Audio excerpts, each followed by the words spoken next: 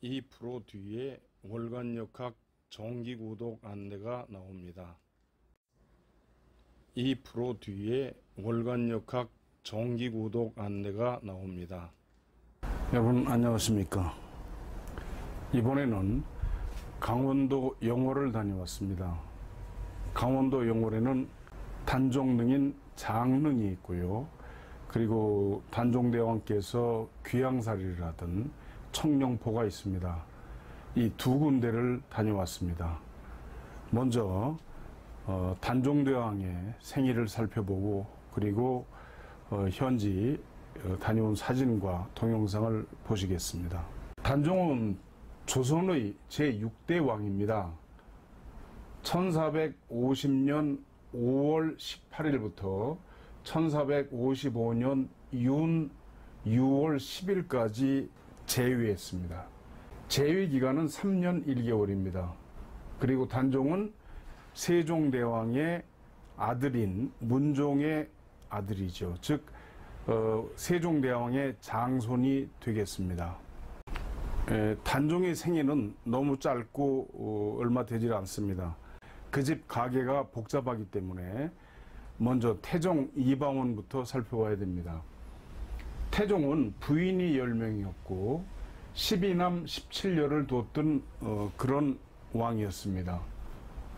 원경 왕후 민씨하고 사이에서 아들 넷을 뒀는데 첫째가 양녕대군이고 둘째가 효령대군이고 셋째가 충녕대군 그리고 넷째가 성령대군이었습니다.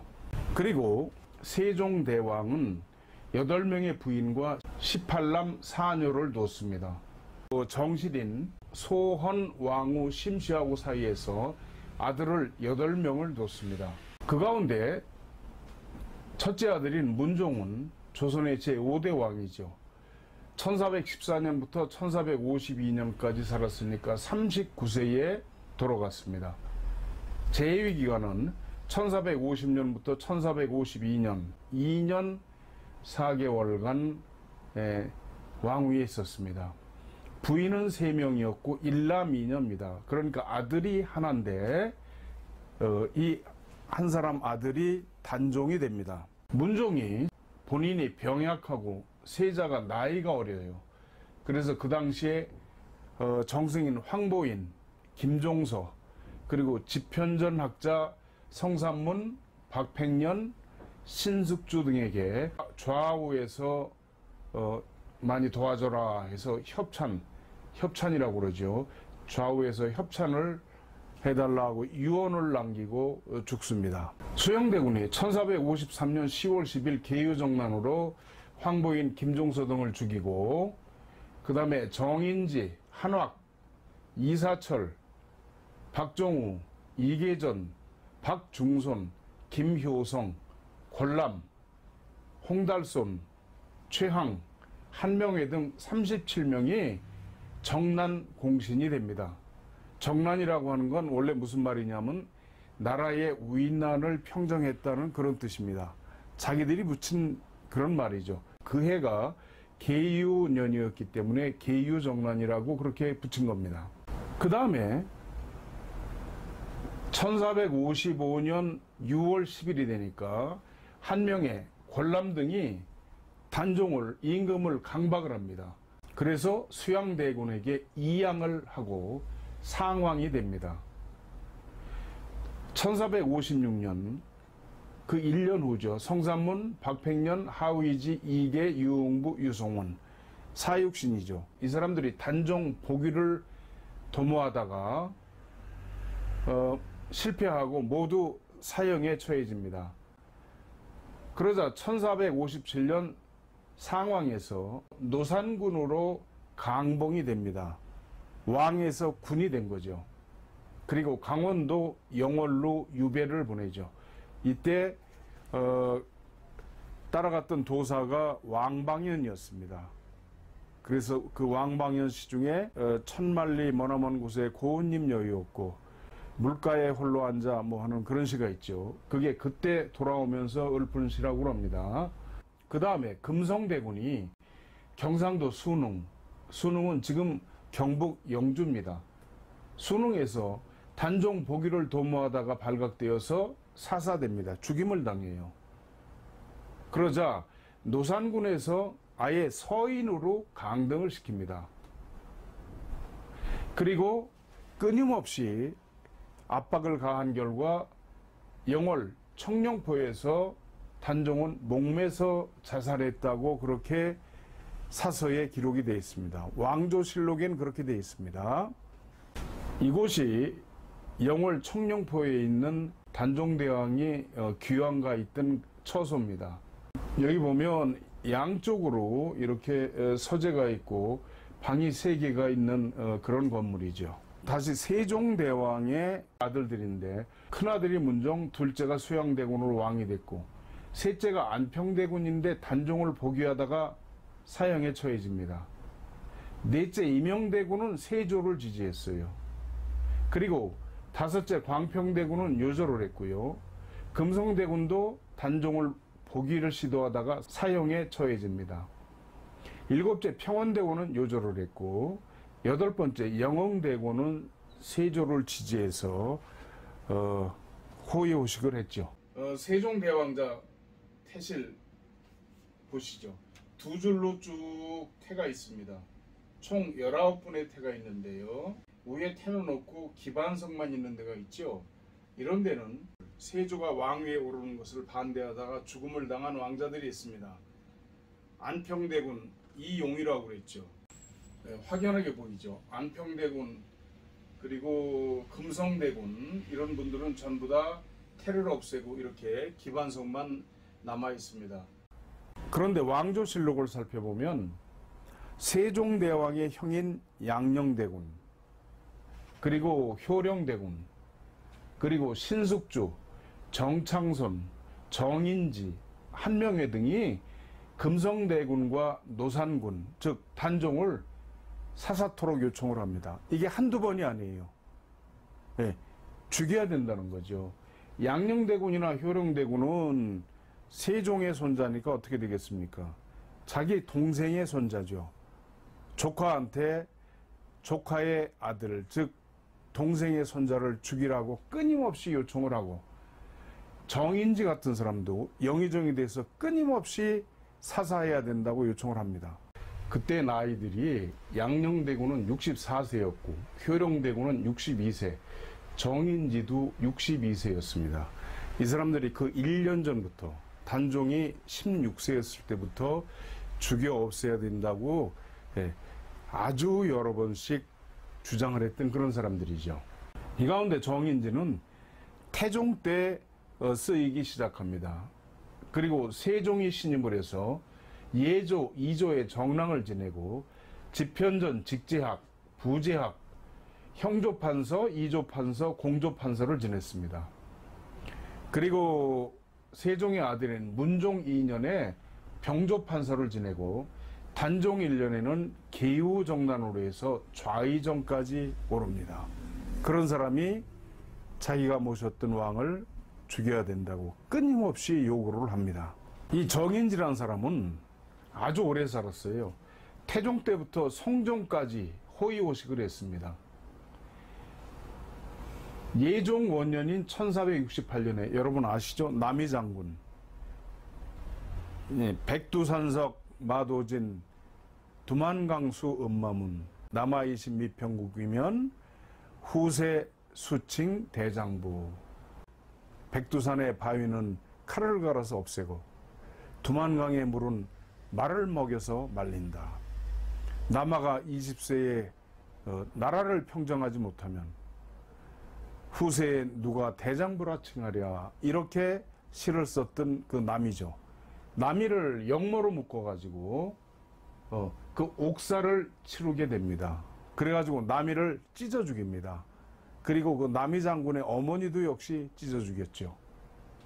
후일 보니까 그것이 이 정인지 일당이 조작이었다는 것이 결국 밝혀진 거죠. 그렇게 해가지고 공신이 되고요. 1470년 성종 1년에는 원상이 되어서 국정을 총괄합니다.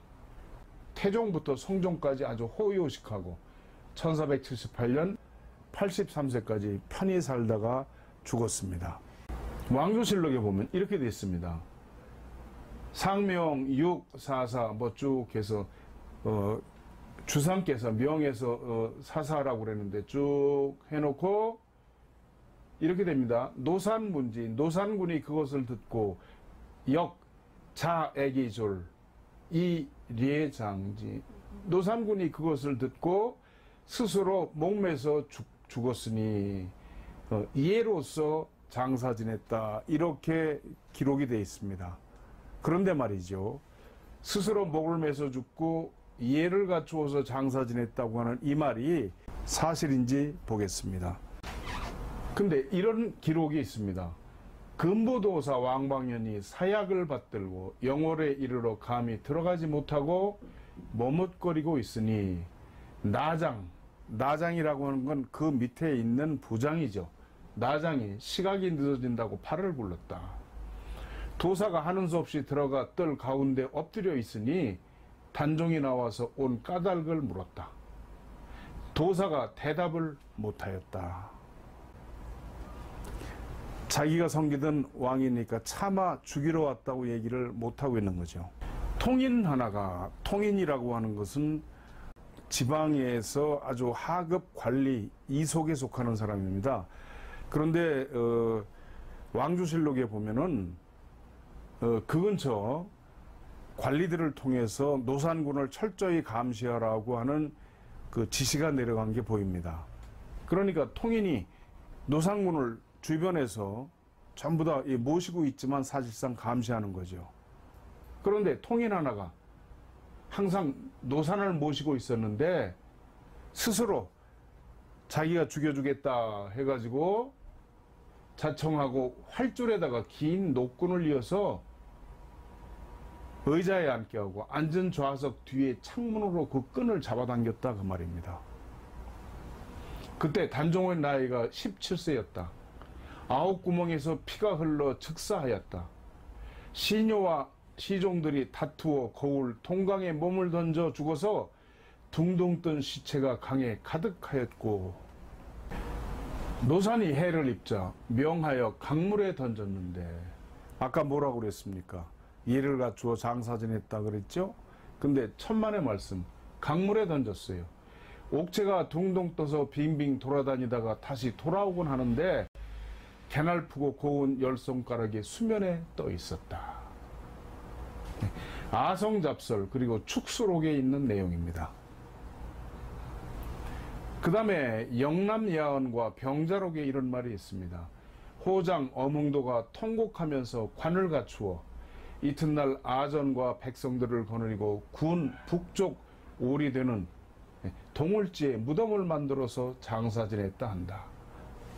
그러니까 어몽도라는 호장이 그 다음날 시신을 거두어서 안매장한 것을 알 수가 있습니다.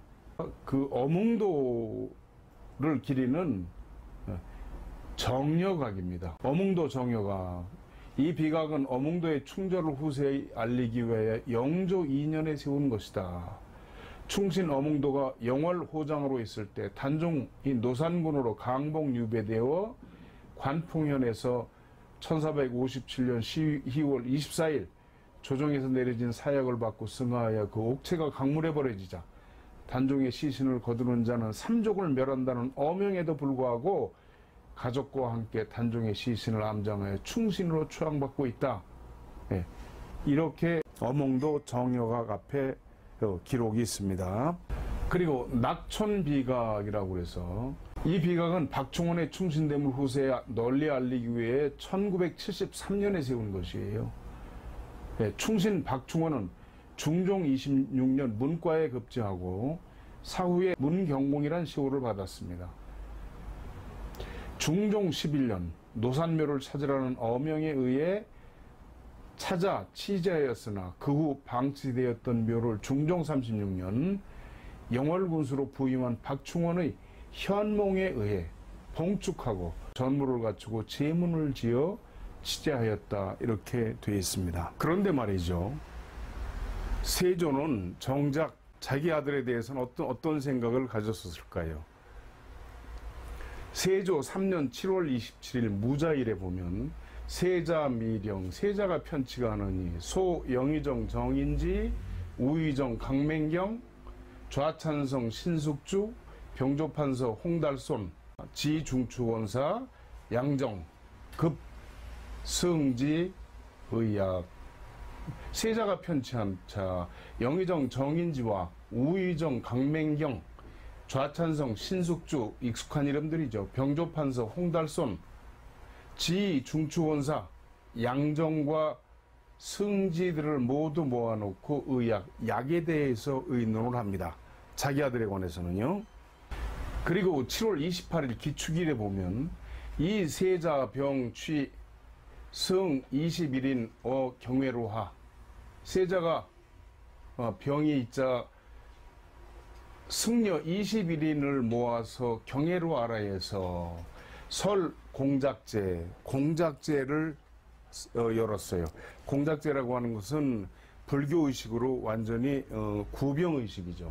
경야 작법, 밤을 세워서 설법을 하고 명의정부 당상 6조 판서 이상급 승지 입제소 기도 명을 해서 의정부 당상과 6조 판서 이상 그리고 승지들은 모두 들어가서 기도하기까지 합니다.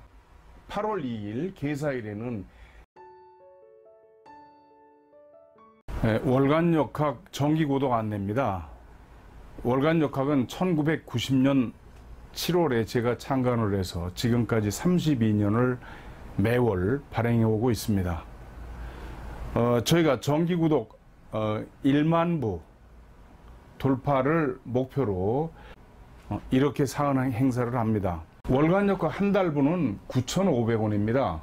9,500원 곱하기 12달 하면 11만 4천원이죠. 그런데 여기다가 16,000원만 더 보태시면 13만 원이 되겠죠. 그럼 이런 혜택을 드립니다. 먼저 최근 지난 3개월을 무료로 드립니다. 이게 28,500원이죠.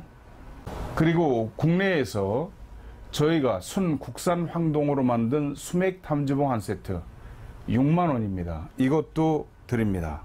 그리고 제가 쓴 천지신명과 사람들께 바치는 주역 565페이지 큰 책입니다.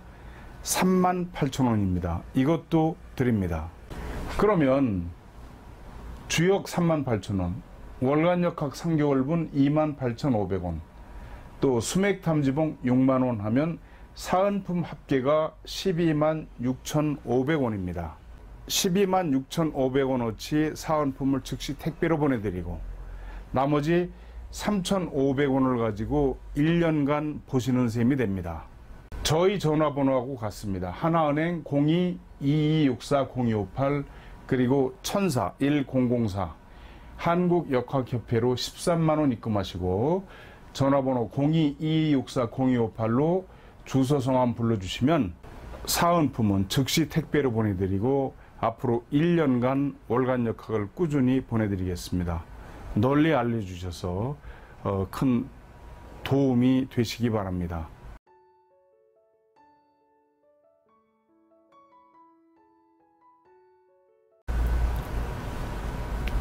시청해 주셔서 감사합니다.